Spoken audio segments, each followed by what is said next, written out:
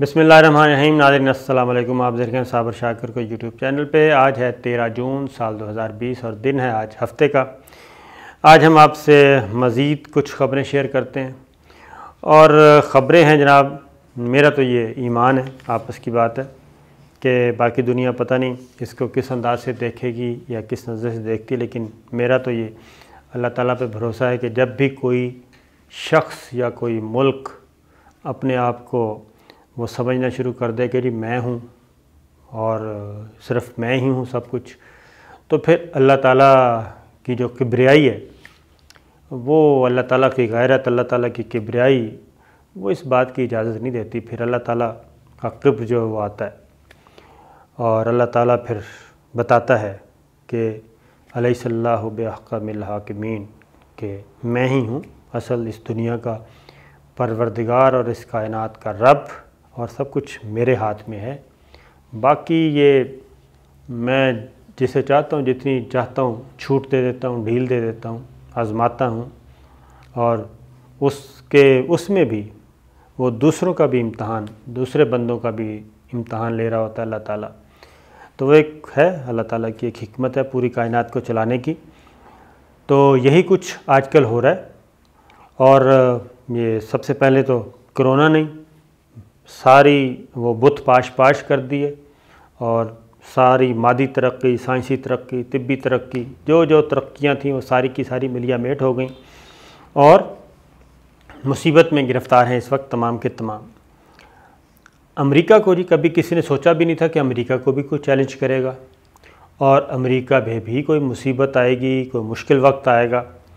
لیکن کیونکہ امریکہ اس وقت آپ کو پتہ ہے دنیا کی واحد سپر پاور ہے، اور سپر پاور بھی ایسی کہ وہ پوری دنیا کو ڈکٹیشن دے رہی ہے، اور جہاں دل کرتا ہے، جہاں چاہتے ہیں وہ کارروائی کر دیتے ہیں۔ آپ دیکھیں، دیکھتے ہی دیکھتے چند سالوں میں انہوں نے ملیا میٹ کر دیا، لیبیا کا، عراق کا،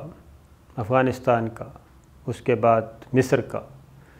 یعنی کہ جہاں جہاں نام لیں، ایران کا ناطقہ بند کیا ہوا ہے، یہ سارا کچھ ہو رہا ہے جناب۔ اس کے بعد یمن میں دیکھ لیں، پھر شام میں دیکھ لیں، فلسطین میں دیکھ لیں، ہر جگہ پہ ایک نیا فساد کھڑا کیا ہوا ہے۔ اور لیکن ظاہر ہے سب سے پہلا دھچکا تو کرونا سے لگا، اور جتنے بھی یہ اپنے آپ کو اس وقت فرعون سمجھتے تھے، وہ سب کے سب ان کی فرعونیت جو ہے نکل گئی۔ ماضی میں بھی جی قرآن مجید پڑھیں تو ماضی میں بھی آپ دیکھیں گے کہ بہت بڑے بڑے بت جو ہے وہ پاش ہوئے ہیں۔ نمرود کا انجام ہمارے سامنے ہے، فرعون کا انجام ہمارے سامنے۔ خیر، یہ تو قرآن مجید میں سارے عروج و زوال کی داستانیں ہیں، عبرت کا سبق ہے، لیکن ہم پڑھتے نہیں ہیں چونکہ، اس لیے ہمیں زیادہ پتہ نہیں ہے، اور پڑھنا چاہیے۔ تو صورتحال یہ ہے کہ اس وقت یہ دنیا کی سپر پاور جو ہے وہ مصیبت کا شکار ہے، اور سب سے پہلے تو کرونا نے اس کو فارغ کیا، اور کرونا سے نکلے تو پھر جناب یہ سیاہ فام باشندے نے اس کو آگ گھیرا، اور ابھی بھی وہاں پہ ایک آگ لگی ہوئی ہے، اور تمام نسل پرستی کے بت جو ہیں وہ پاش کیے جا رہے ہیں، گرائے جا رہے ہیں، نہ صرف امریکہ میں بلکہ برطانیہ میں بھی، اور جن کو یہ لوگ ہیروز کے طور پہ یاد کرتے تھے، وہ ایکچول وہ ولن تھے اور ظلم و بربریت کا نشان تھے، وہ سارے کے سارے جناب مجسمے گرائے جا رہے ہیں، ہٹائے جا رہے ہیں۔ تو یہ کیا جا رہا ہے۔ تو اب یہ ہوا ہے جی کہ عالمی عدالت نے امریکہ کے خلاف جنگی جرائم پہ مقدمہ چلانے کا فیصلہ کیا، اور جنگی جرائم کا مقدمہ پہ الزامات کیا ہیں؟ افغانستان کے بارے میں الزامات ہیں جی، وہاں پہ کیا، دیگر ملکوں میں جنگی جرائم کے مرتکب ہوئے، انسانی حقوق کی پامالیاں کی، یہ امریکہ پہ الزام ہے، اور عالمی عدالت جو ہے وہ تحقیقات کرنا چاہتی ہے، تحقیقات کا فیصلہ کر چکی ہے، وہ ٹرائل کرنا چاہتی ہے۔ اور اس سے پہلے، امریکہ سے پہلے اسرائیل اس مصیبت کا شکار ہے، اور اسرائیل کے ساتھ یہ آپ کا جو آئے گا مودی، یہ بھی پھنسے گا، کیونکہ ایک دفعہ عالمی عدالت نے کسی تگڑے ملک کے خلاف یہ کام شروع کر دیا، کیونکہ اسرائیل بھی تگڑا ہے، امریکہ تو ظاہر ہے ہی ہے، اور اس کے بعد انڈیا۔ اگر ایک دفعہ عالمی عدالت میں جنگی جرائم کا مقدمہ چل گیا کسی بھی نان مسلم کنٹری کے خلاف، تو پھر یہ ایک روایت بن جائے گی اور اس کے بعد پھر یہ کام آگے بڑھے گا۔ اب پہلے اسرائیل پہ تھا جی وہ فلسطین کے معاملے میں، اسرائیل فوراً دوڑا پومپیو کی طرف اور اپنے بڑے بابا کی طرف، تو بڑے بابا نے کہا کہ جناب آپ فکر نہ کریں، ہم یہ کام نہیں کرنے دیں گے۔ ابھی یہ بحث چل ہی رہی تھی کہ عالمی عدالت نے بڑے بابا کے خلاف بھی کام شروع کر دیا، اور انٹرنیشنل کرمنل کورٹ جو ہے، اس کو کہتے ہیں جناب انٹرنیشنل کرمنل کورٹ کہتے ہیں عالمی عدالت، اس میں یہ مقدمہ چلنے کی تیاری۔ اور لیکن پریزیڈنٹ ٹرمپ نے کیا کیا جناب، وہ یہ کیا ہے کہ ان کے اہلکاروں پہ، عالمی عدالت کے اہلکاروں پہ پابندیاں عائد کر دی ہیں، اور ان پہ اقتصادی پابندیاں، ان پہ سفری پابندیاں عائد کر دی ہیں، اور انہوں نے کہا ہے کہ جناب خبردار یہ کام آپ نہیں کریں گے۔ یہ ایگزیکٹو آرڈر کے تحت انہوں نے یہ کام کیا ہے پریزیڈنٹ ٹرمپ نے، اور انہوں نے کہا ہے کہ یہ عالمی عدالت میں شامل ہر فرد پہ یہ پابندی لاگو ہوگی۔ وائٹ ہاؤس بھی میدان میں آ گیا جی۔ انہوں نے کہا ہے کہ اگر یہ جنگی جرائم کے تحت مقدمہ چلا تو جناب یہ امریکی عوام کے بنیادی حقوق پہ ڈاکہ ہوگا، لہٰذا یہ کام نہیں ہونا چاہیے۔ اب امریکی وزیر خارجہ کی طرف آ جائیں جی، انہوں نے اب عالمی عدالت کو کینگرو کورٹس کہہ دیا ہے، اور یہ مزے کی بات ہے کہ انہوں نے کہا ہے کہ یہ کینگرو کورٹ سے عالمی امن کو خطرہ ہے، اور عالمی امن کو نہ صرف خطرہ ہے بلکہ انہوں نے کہا کہ اب ہم اقتصادی پابندیاں بھی عائد کریں گے۔ اب یہ آپ دیکھ لیں، یہ ہر جگہ پہ یہی ہے جی کہ آپ جب بھی کسی بڑے کو ہاتھ ڈالتے ہیں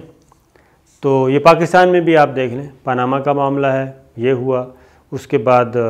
دیگر یہ فیک اکاؤنٹس کیس کا مقدمہ سامنے آیا،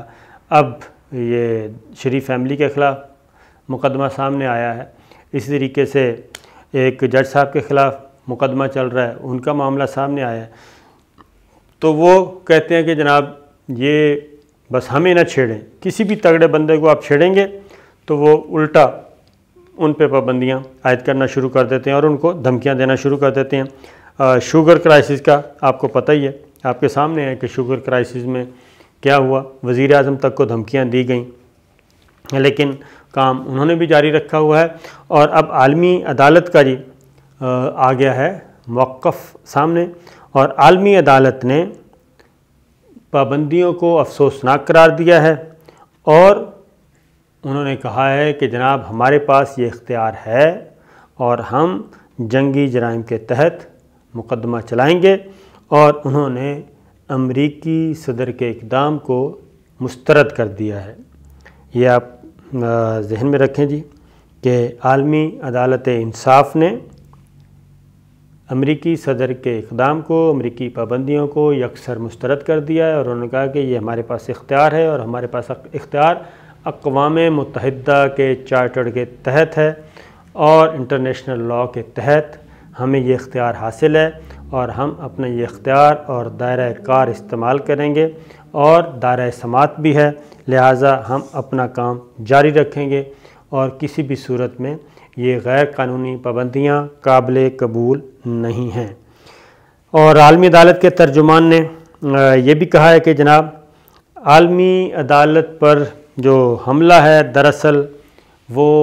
بے گناہ لوگوں پہ اور مظلوم لوگوں پہ حملہ ہے، اور چونکہ عالمی عدالت جو ہے وہ بے گناہوں اور مظلوم لوگوں پہ کے ساتھ جو ظلم ہوا ہے اس کی تحقیقات کرنی تھی اور اس کے ذمہ داروں کو سزائیں دینی تھی، لہٰذا یہ عالمی عدالت پہ نہیں بلکہ مظلوموں اور بے گناہ لوگوں پہ یہ اٹیک کیا گیا ہے۔ اور جنگی جرائم کی جی اجازت 2017 میں طلب کی گئی تھی، افغانستان میں جنگی جرائم کی تحقیقات کی اجازت 2017 میں طلب کی گئی تھی، اور اس میں ظاہر ہے امریکن سارے ہی تھے جی ملوث، تو یہ سچویشن ہوئی ہے۔ اب ایک اور وہی بات ہے کہ چیلنج دوسری جانب، اب یہ چائنا سے ذرا تھوڑا سا لنک ہے، شمالی کوریا میدان میں آیا ہے جی۔ آپ کو پتہ ہے نا وہ ہانگ کانگ کو چائنا کے مقابلے میں کھڑا کرنے کی کوشش کی، تائیوان کو کھڑا کرنے کی کوشش کی گئی، تو ادھر سے پھر شمالی کوریا میدان میں اترا ہے اور اس نے بھی امریکہ کو دھمکی دے دی ہے، اور انہوں نے امریکہ سے کھلم کھلا کہا ہے جی، ان کے ہیں ببلو سے وزیر اعظم ہیں اور شمالی کوریا کے، اور انہوں نے واضح طور پہ یہ کہا ہے کہ جناب امریکہ ہمارے معاملات میں مداخلت مت کرے، اور ورنہ ہم امریکہ کو ایسے سبق سکھائیں گے کہ امریکہ یاد رکھے گا۔ انہوں نے ایک اور بات بھی کی ہے، انہوں نے کہا کہ جنوبی کوریا کو جتنا مرضی آپ سپورٹ کر لیں، ہم جنوبی کوریا کیا، ہم تو آپ سے بھی نمٹنے کے لیے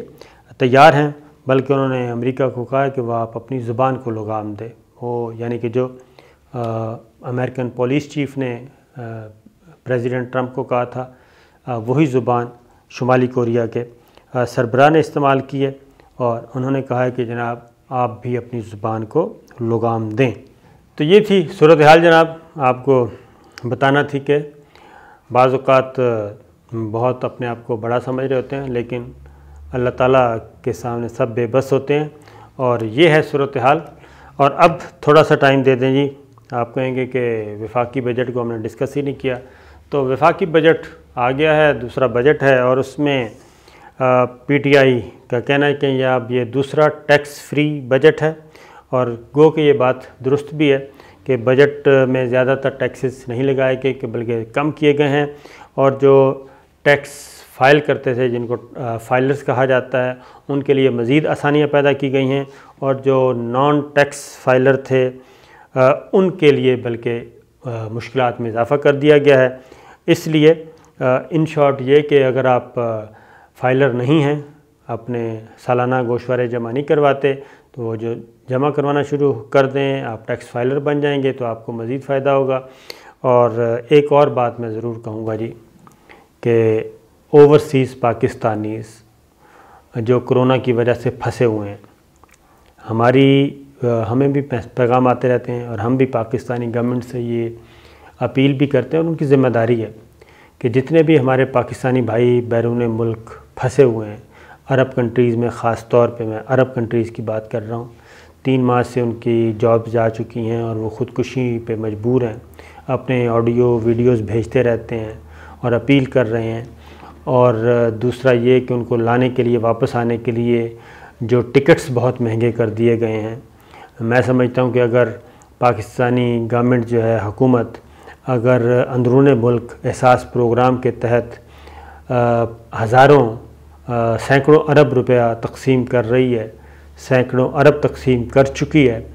تو اگر 1 ارب اوورسیز پاکستانیوں کے لیے وقف کر دے اور ان کو بھی فری آف کاسٹ واپس لے کے آئے، کیونکہ وہ پہلے بہت مصیبت میں ہیں اور مصیبت میں گھرے ہوئے ہیں، تو ان کے لیے آسانی پیدا کریں کہ وہ اپنی مادر وطن کو، گورنمنٹ کا رول ایک ماں جیسا ہوتا ہے، اس کی طرف دیکھ رہے ہیں۔ تو بہت ہی درد مند، تکلیف دہ قسم کی ویڈیوز آ رہی ہیں، تو عمران خان صاحب اس پہ بھی توجہ دیں، اور وہ زلفی بخاری اور معید یوسف کو خاص طور پہ ہدایت کریں کہ یہ سارے پیسے آپ بیت المال سے بھی لے سکتے ہیں، احساس پروگرام کے تحت بھی لے سکتے ہیں، اور جو مزدور لوگ ہیں، محنت مزدوری کرنے والے، وہ پاکستان کا سرمایہ ہیں، زر مبادلہ بھیجتے ہیں، ہر مہینے بھیجتے رہے ہیں، سال سے بھیجتے رہے ہیں۔ اب اگر وہ مشکل میں ہیں، مشکل کی گھڑی میں ہیں، تو ان کو،